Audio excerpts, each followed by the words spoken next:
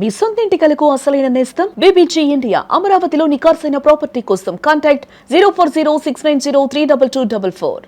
Welcome to Suman TV. సాదా బైనామాలపైన తెలంగాణ ప్రభుత్వం ఒక కీలక నిర్ణయం తీసుకునే ఆలోచన చేస్తుంది. ఇప్పటి వరకు సాదా బైనామాల రిజిస్ట్రేషన్కి అడ్డంకిగా ఉన్న అఫిడవిట్ అంశాన్ని ఎత్తివేయాలని ఆలోచిస్తోంది. ఈ అఫిడవిట్ ఆప్షన్ని ఎత్తివేయటం వల్ల సాదా బైనామాల విషయంలో, రిజిస్ట్రేషన్ విషయంలో ఏవైనా ఆటంకాలు ఏర్పడే అవకాశం ఉందా, లేకపోతే అఫిడవిట్ నిబంధన తొలగించడం వల్ల సాదా బైనామాల రిజిస్ట్రేషన్కి మార్గం సుగమం అయ్యే అవకాశం ఉందా? ఈ అంశాన్ని మనతో చర్చించడానికి retired revenue officer Uppala Balaraju గారు లైవ్లో అందుబాటులో ఉన్నారు. బాలరాజు గారు నమస్కారం సార్. సుమన్ టీవీ ప్రేక్షకులందరికీ నమస్తే సార్, ఈ సాదా బైనామాల పైన రిజిస్ట్రేషన్కి ఇప్పటి వరకు అడ్డంకిగా ఉన్న ఈ అఫిడవిట్ని తొలగించే ఆలోచన చేస్తోంది ప్రభుత్వం. దీనివల్ల మేలు జరుగుతుందా, ఏమైనా సమస్యలు ఏర్పడే అవకాశం ఉందా? సాదా బైనామా రాసుకోవడం అనేది ప్రధాన కారణం పేదరికం అండి. ఆ స్టాంప్ డ్యూటీ కట్టలేక, స్టాంప్ డ్యూటీ చేయలేక, అక్కడికి వెళ్ళి రిజిస్ట్రేషన్ చేసుకునే వెసులుబాటు లేక, అర్థం కాక ఈ సాదా బైనామా అనే కాగితము రాసుకున్నారు. ఇది పేదల వరకే పరిమితమైంది. ప్రభుత్వం కూడా నిర్ణయం అదే తీసుకుంది. అంటే 2.5 ఎకరాల మెట్ట భూమి, 5 ఎకరాలు ఈ భూమి అన్నట్టుగా కొంత లిమిటేషన్స్ పెట్టింది ల్యాండ్. ఈ ఏదైతే మీరు అంటున్నారో ఈ సాదా బైనామా రెగ్యులరైజ్ చేయడానికి అమ్మిన వ్యక్తి ద్వారా అఫిడవిట్ మాకు అభ్యంతరం లేదు అనే మాటకు ఇవ్వటం వల్ల ప్రయోజనం ఉందా, లాభం ఉందా, నష్టం ఉందా అని అంటే పని మాత్రం ముందుకు జరగడం లేదండి. ఆ కండిషన్ పెట్టడం వల్ల ఏమైతుందంటే అమ్మిన వ్యక్తి యొక్క తల్లిదండ్రులు ఇప్పుడు జీవించి ఉన్న వ్యక్తులు ఏమంటున్నారంటే, మా నాన్న తెలవక అమ్మిండని కొంతమంది అయితే, మాకు ఇన్ఫర్మేషన్ లేదు అని కొంతమంది అంటే, మా సంతకాలు లేవని కొంతమంది అంటా ఉన్నారు. ఇవన్నీ దృష్టిలో పెట్టుకొని ఇవన్నిటినీ కాదని ఎవరైతే కొనుగోలు చేసి కబ్జాలో ఉన్నారో ఆయన పేరు మీద కావటానికి అమ్మిన వ్యక్తి సాదా కాగితం మీద రాసి అమ్మిన వ్యక్తి ద్వారా ఒక అఫిడవిట్ దాఖలు చేయాలి అనేది ప్రభుత్వం గతంలో నిర్ణయించుకున్నది. ఈ రోజు మనకు పత్రికల ద్వారా, రకరకాల మీడియా ద్వారా వస్తున్నది ఏంటంటే, అడ్వకేట్ జనరల్ ఆఫ్ తెలంగాణ ఆయన ఒపీనియన్ కావచ్చు, లేకపోతే గవర్నమెంట్ వర్షన్ కావచ్చు, ఏదైనా కావచ్చు, దీనివల్ల లక్షలాదిగా పెండింగ్ ఉన్నట్టు దాదాపు 9,880,080 అప్లికేషన్స్ వచ్చినట్టయితే అందులో చాలా అతి తక్కువనే అప్రూవ్ అవుతున్నాయి. కాబట్టి ఇలాంటిని తొలగించడం వల్ల అన్రిజిస్టర్డ్ డాక్యుమెంట్లు మనం చాలా వరకు రెగ్యులరైజ్ చేసుకోవచ్చు అనే ఉద్దేశంతో తొలగిస్తానంటుంది. దీనివల్ల చాలా పొరపాట్లు జరిగే ఆస్కారం ఉంది. తర్వాత వారే ఇప్పుడు సిటీలో అంటే కొంచెం నాలెడ్జ్ ఉన్న వ్యక్తులు ఉంటారు. ఆ సంతకం ఫోర్జ్ అయిందా అనేది చెక్ చేసుకోగలుగుతారు. ఆ తర్వాత ఇచ్చేటప్పుడు కూడా ఆలోచించే ఇస్తారు. గతంలో ఈ అఫిడవిట్ నిబంధన ఎందుకు తీసుకొచ్చారు సార్? అఫిడవిట్ నిబంధన తీసుకురావటం వల్ల ఏం కల్పించాలనుకున్నారు? అంటే భవిష్యత్తులో ఎటువంటి వివాదాలు లేకుండా చేయాలనుకున్నారా? వివాదాలు లేవు దీని కాదు. మా నాన్న అమ్మిండు వాస్తవం, నేను అమ్మింది నిజం. ఆ రోజు మేము రిజిస్ట్రేషన్ చేయలేదు, వాళ్ళు చేసుకోలేదు. ఆ అమ్మగానే వెంటనే కబ్జాలకు వెళ్ళిపోయి తన పొలం దున్నుకుంటున్నాడు, కాస్తులో ఉన్నాడు, తన పంట పండించుకుంటున్నాడు. ఇవాళ ఆయనకు రిజిస్ట్రేషన్ అయింది. ఇవాళ తనకు పాస్బుక్ కావాలన్నా, టైటిల్ డీడ్ కావాలన్నా, లోన్ కావాలన్నా, రైతు బంధు రావాలన్నా కూడా ఆ ఒరిజినల్ పట్టాల పేరే రికార్డు ఉన్నది. ఎవరైతే సాదా కాగితం ద్వారా కొనుగోలు చేసిన వ్యక్తి పేరు మీద రెగ్యులరైజ్ కావాలి అని అనుకుంటే అతను తన పేరు మీద ఈ సాదా బైనామాను రెగ్యులరైజ్ చేసుకోవడం అని అంటారు. దాంట్లో భూభారతిలో సెక్షన్ 6 సబ్సెక్షన్ 1 ద్వారా ఇచ్చినటువంటి వెసులుబాటు ఏంటంటే, మీరు ఎవరైనా కూడా సాదా బైనామాల ద్వారా కొనుగోలు మీరు మీ పేరు మీద రెగ్యులరైజ్ చేసుకోవచ్చు అన్నప్పుడు, మా నాన్న అమ్మలేదని ఒకరు, మా భర్త అమ్మలేదని ఒకరు, మా తప్పుడు ధృవీకరణ, తప్పుడు పైసలు ఇచ్చారు, ఇవన్నీ ఆగిపోవడం వల్ల ముందుకెళ్ళట్లేదు. అంటే మేము అమ్మిన మాట వాస్తవమే అని వాళ్ళకి అఫిడవిట్ ఇచ్చినట్టయితే వాళ్ళ పని జరిగిపోతుంది అనేది ప్రభుత్వ ఉద్దేశం. కానీ అది ఇవ్వడం లేదు. ఎవరు కూడా అఫిడవిట్ ఇవ్వడానికి ముందుకు రావడం లేదు. కాగితం కదవడం లేదు.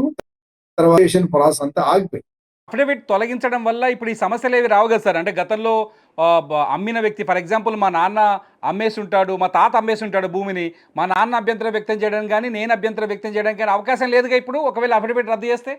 మీరు సాదా బైనామాకి సంబంధించిన అఫిడవిట్ అవసరం లేదు అని అంటే అతను కోర్టుకు వెళ్తాడు. మా నాన్న రాసిచ్చిండు, మా తాత రాసిచ్చిండు, అమ్ముకలు తిరగగానే ఆయన కబ్జాలకు పోయిండు, అది నేను కరెక్ట్ కాదంటున్నా, అని అన్నప్పుడు ఏమన్నదంటే, నువ్వు అమ్మినట్టుగా నువ్వు అఫిడవిట్ ఇస్తే ఆయన కొనుగోలు చేసినట్టు అని గతంలో గవర్నమెంట్ స్టాండ్. ఇప్పుడు ఏమంటుందంటే అతని ద్వారా ఏ రకమైన హామీ పత్రం కానీ, లేకపోతే అఫిడవిట్ కానీ, లేకపోతే నిరభ్యంతర ధృవీకరణ పత్రం కానీ, ఏదని ఎన్ఓసి అలాంటిది ఏదైనా ఇస్తేనే కొనుగోలు చేసిన వ్యక్తి పేరు మీద మేము రెగ్యులరైజ్ చేస్తామనే స్టాండ్ నుంచి ఇప్పుడు ఆయన ఇవ్వకున్నా కూడా మేము రెగ్యులరైజ్ చేస్తాము అనే దాని మీద ఉన్నాం. నేను కోర్టుకు వెళ్ళొచ్చుగా, మా తాత అమ్మిన విషయం నాకు తెలియదని. నేను వెళ్తా, మీరు వెళ్ళొచ్చు. తిరుమల రెడ్డి గారి తండ్రి గారు మీకు తెలియదు. ఇప్పుడు మీరు 40 ఏళ్ళు ఉన్నారు. మీరు ఏదో 15 పన్నప్పుడు మీ నాన్న అమ్మిండు, మీరు పెద్దగారు, భూమి విలువ పెరిగింది. నేను అంత శాంతి కాము నిజాయితీగా ఉండవలసిన నాకు అవసరం లేదు. మా నాన్న తప్పు చేసిండు, బతుకున్న కొడుకులు తండ్రి తప్పు చేస్తేనే ఒప్పుకుంటలేరు. ఎప్పుడో చిన్నప్పుడు చేసిన మిస్టేక్ నేను వైష్ ఆల్రెడీ అవన్నీ అంటే అది జరుగుతుంది స్కోప్ ఉంది, ఇది జరగడానికి కూడా స్కోప్ ఉంది. అంటే ఇప్పుడు వాళ్ళని పిలిచి సాదా బైనామాలో అఫిడవిట్ ఎత్తివేత వల్ల పెద్ద ఒరిగే ఉపయోగం ఏమీ లేదు, జరిగే ప్రయోజనం ఏమీ లేదు. ప్రయోజనం లేదు అని అనలేము, కాకపోతే కొంత ప్రాసెస్ అవుతుంది. కొన్ని ఇప్పుడు చాలా ఉన్నాయి కదా, ఇప్పుడు కొన్ని లక్షలు ఉన్నాయి, 11 లక్షల ఎకరా సర్వే నంబర్లు పెండింగ్ ఉన్నాయి, 9 లక్షల అప్లికేషన్లు ఉన్నాయి. కొంచెం చేసి రకరకాల కాగితాలతో నంపించి, లేకపోతే ఆ తాత్కాలిక అవసరం కోసం 2000 ఎకరాలకి అమ్మి ఆ సాదా కాగితం మీద ఇవాళ నేను 50 లక్షలకి ఎకరా భూమి మీద నేను సింపుల్ గా నేను ఎందుకు వదులుకుంటా, ఏదో లిటిగేషన్ క్రియేట్ చేస్తే కొన్ని డబ్బులు వస్తాయని ఆశతో కూడా కొంత నేను కోర్టుకు వెళ్ళటానికి కూడా స్కోప్ ఉంది, చట్టం ఉంది, ఆయనకు రైట్ ఉంది. భవిష్యత్తులో ఒకవేళ కోర్టుకు వెళ్తే కోర్టు ఈ సాదా బైనామా రిజిస్ట్రేషన్ని పరిగణలోకి తీసుకునే అవకాశం ఉంటుందా? ఆ భూమి పైన హక్కుదారుల కంటే గతంలో అమ్మిన వ్యక్తిని హక్కుదారుగా తేల్చే అవకాశం ఉంటుందా, లేకపోతే సాదా బైనామా రిజిస్ట్రేషన్ అయిన వ్యక్తిని హక్కుదారుగా తేల్చే అవకాశం ఉంటుందా? అంటే ఇప్పుడు మారిన చట్టం ప్రకారంగా గవర్నమెంట్ స్టాండ్ ఫర్మ్ గా తీసుకోగలిగితే దాని మళ్ళీ కూడా ఒక చట్టం చేస్తే ఇదివరకు ఇచ్చిన కాగితంని ఆ కాగితం యొక్క జెన్యూన్నెస్ చెక్ చేసి అతను కోర్టుకు వెళ్లకుండా ఉంటే ఖచ్చితంగా అయిపోతుంది పని. ఎవరు ఉంటారు చెప్పండి, వాళ్ళు ఇప్పుడు అందరూ పోతారు. ఎందుకంటే ఉత్త పుణ్యానికి పైసలు ఏం కావు కదా. అప్పుడు అమ్మినాడు 2000 3000 ఎకరా ఉంది అనుకోండి హైదరాబాద్ పక్కన, ఔటర్ రింగ్ రోడ్, ఇప్పుడు ఔటర్ రింగ్ రోడ్కు వచ్చే కోట్ల విలువ పెంచింది. ఔటర్ రింగ్ రోడ్ కాస్త తెలంగాణలో 60%కు రీజనల్ రింగ్ రోడ్ వస్తుంది. తెలంగాణ మొత్తం వైశాల్యంలో ఖచ్చితంగా భూముల ధరలు పెరుగుతున్నాయి. వెళ్లకుండా ఉంటారు, వివాదాలు పెరుగుతాయి అనుకోవచ్చు కదా, భూముల వివాదాలు ఇక్కడ నుంచి. అట్లా ఇవ్వను, ఇంకొంత పర్సంటేజ్ అని రకరకాలుగా అదొక డైమెన్షన్. ఇప్పుడు ఇంకొక డైమెన్షన్కి వెళ్ళిపోతుంది. అంటే నేను కోర్టు ఖర్చులు నేను పెట్టుకుంటా, నాకు ఇంత పర్సంటేజ్, నేను నీకు కొట్లాడుతా, ఊరికనే మీరు ఆయన తెలియక మీరు నోటీస్ ఇస్తే ఆయన వచ్చి బేరానికి వస్తాడు అంటారు. ఆ రకంగా ఒకసారి కోర్టు పోయిన తర్వాత సబ్సిడీస్ ఉన్నప్పుడు ఆర్డీఓ గారు అధికారం తీసుకునే అధికారం ఉండదు. ఒకవేళ ఆర్డీఓ నిర్ణయం తీసుకున్నా మళ్ళీ జాయింట్ కలెక్టర్ తిరగాలి, ఇక మళ్ళీ తిరుగుతూనే ఉండాలి రైతులు. అంటే ఈ 11 లక్షల ఎకరా సర్వే నంబర్లు ఉండి 9 లక్షల అప్లికేషన్లలో కొన్ని సగం వరకు అయితే పరిష్కారం అయితే అని అనుకోవచ్చు మనం. అంటే నేను ఇది కనుక ఉంటే బాలాజ్ గారు, ఇప్పుడు ఒకవేళ అఫిడవిట్ నిబంధన తీసేసి ప్రభుత్వం ఏదైతే సాదా బైనామాల విషయంలో ప్రజలకు హామీ ఇచ్చిందో ఆ హామీని నెరవేరుస్తున్నట్టుగా ఒక చేతులు దులుపుకునే ప్రయత్నం అనుకోవచ్చు దీన్ని. అంటే ఇప్పుడు ఏదైతే మేజర్గా అబ్జెక్షన్ ఏదైతే వస్తున్నదో అబ్జెక్షన్కి మేము ఒక రిప్లై అయితే ఇచ్చినాం కదా, వద్దని అంటున్నాం కదా, అఫిడవిట్ వద్దని అన్నాం కదా. వాళ్ళు కోర్టు పోతే మేమేం చేయాలి? ఎందుకు ఆగిపోయినాయి అంటే అఫిడవిట్ అడిగారు కదా మీరు. ఇంకా చాలా కారణాలు ఉన్నాయి, దాదాపు 10-15 రీజన్స్ ఉంటాయి. రిజెక్ట్ చేయడం ఒకటే సాదా బైనామా అఫిడవిట్ గురించి ఆగలేదు. అక్కడ కొన్నిట్లల్లో విస్తీర్ణం టాలీ కాదని, ఆల్రెడీ ల్యాండ్ అక్వైర్ అయిందని కొన్నిసార్లు, ఆ తర్వాత మీరు కొన్న ల్యాండ్కు తర్వాత దీనికి టాలీ కావడం లేదని, పక్క సర్వే నెంబర్ మీకు తగదు, ఇన్ని రకాల రిజెక్షన్స్ ను కేవలం సాదా బైనామా అఫిడవిట్ ఇవ్వకపోవడం వల్ల ఆగిపోయింది అనేది కూడా కరెక్ట్ కాదు. అంటే భూదానం విషయంలో మీరు భూదానం అన్నారు కదా, భూదాన్ భూములు గతంలో రిజిస్ట్రేషన్ అయ్యేది, భూదాన్ భూములు ఇప్పుడు రిజిస్ట్రేషన్ అవ్వట్లేదు కానీ గతంలో రిజిస్ట్రేషన్ అయ్యేది.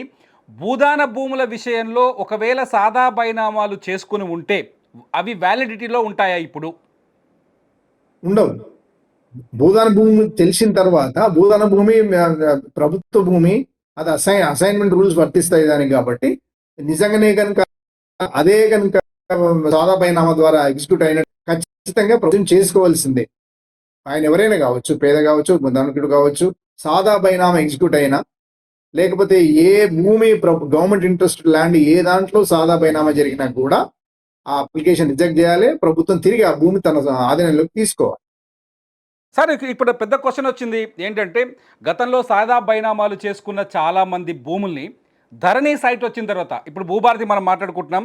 ధరణి సైట్ వచ్చిన తర్వాత ధరణి సైట్ వచ్చిన రోజు సాదా బైనామాలు పరిగణలోకి రాలేదు. అన్ని పట్టాదారులంతా అమ్మిన వాళ్ళే పట్టాదారులుగా కనిపించారు. ఇప్పుడు ఆ సమస్య మరింత జటిలమైంది అనుకోవచ్చా? ఇప్పుడు ఆ పరిష్కారం వచ్చే ఛాన్సెస్ ఉందా? అంటే ఇప్పుడు ఇష్యూ డోల్ రూమ్స్లోకి వెళ్ళిపోతున్నట్టు నిజంగానే ఎప్పుడైనా కూడా ఇప్పుడు అందుకనే ఫస్ట్ నేనేమన్నా నామా రాసుకోవడానికి పేదరికమే కారణం. ఏంటంటే వాళ్లకు మాట మీద నమ్మకం. ఒకసారి సాదా బైనామా రాసుకున్న తర్వాత తిరిగి రాడు అనే ఉద్దేశంతో కాగితం మీద రాసుకొని మాట మీద నిలబడ్డారు. వాళ్ళు మాట మీద నిలబడ్డారు, వీళ్ళు మాట మీద నిలబడ్డారు. ఇప్పుడు భూమి అనేది ఒక అమ్మక వస్తువు అయింది, ఖరీదైన అమ్మక వస్తువు అయింది కాబట్టి ఆ నియతి ఖరాబ్ చేసుకుంటున్నాము.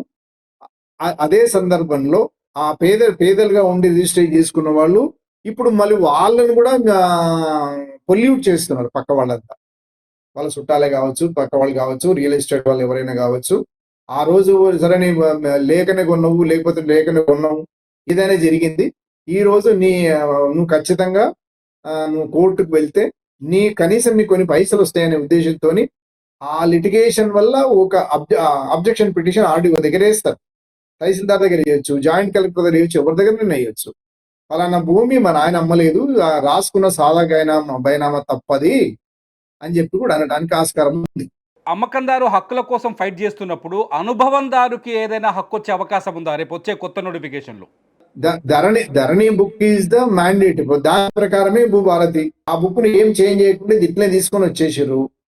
కబ్జాలో ఎవరి పేరు లేదు. కాస్తుకారు కాలం తొలగించిన తర్వాత ఆయనకు హక్కులు అనే మాటనే లేదు.